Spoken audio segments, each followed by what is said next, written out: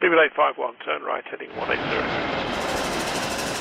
Order 14 Papa, turn right 245, report localizer established 27. Project Sunrise is the ambitious goal set by Qantas to fly non-stop flights from Sydney to London, Sydney to New York, Melbourne to London, and so on, utilising the Airbus A350-1000s.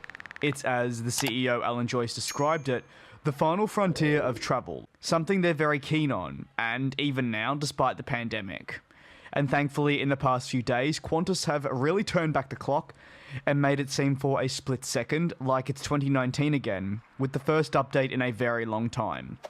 Qantas is planning on revisiting its Project Sunrise by year's end, and from there, the airline has set the goal of 2024 and forward that they'll look at using an initial 12 Airbus A350-1000s for the services to London, New York, Rio de Janeiro, and more eventually.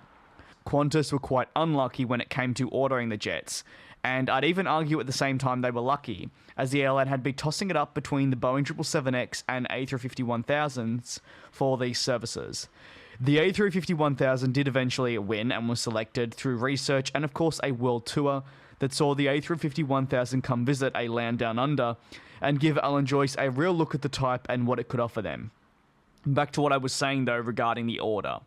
Qantas were actually weeks away from placing a firm order for the type prior to the pandemic.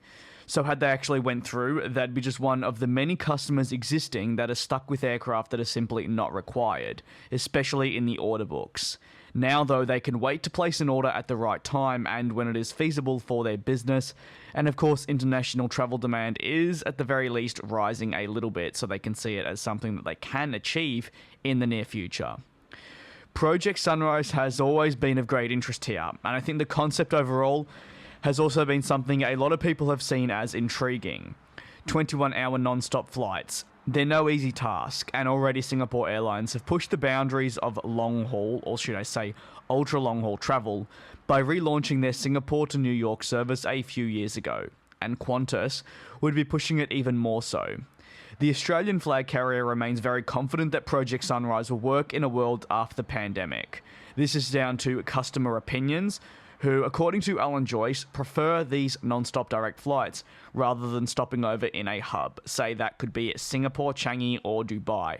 These two are usually the airports that I'd argue are the main hubs when you're travelling from Australia through to Europe. Potentially, you could even add Hong Kong into that. However, Qantas does not fly from Hong Kong through to, say, London directly at all. They simply stop at Hong Kong. So as I was saying, based on, of course, customer opinions and also the fact that pre-pandemic their most profitable service was their Perth to London 17-hour flight, also gives us a good indication that this could potentially work very well for them.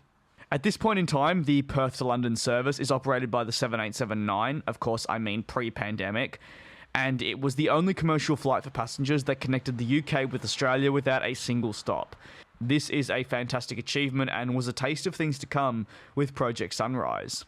What are your thoughts though on the goal of a 2024 potential launch for the project? Should their review by the end of 2021 be a positive one? Let me know down below, and as always, thank you so much for your incredible support. I do hope you take care and stay safe, and I look forward to you all joining me in the next one.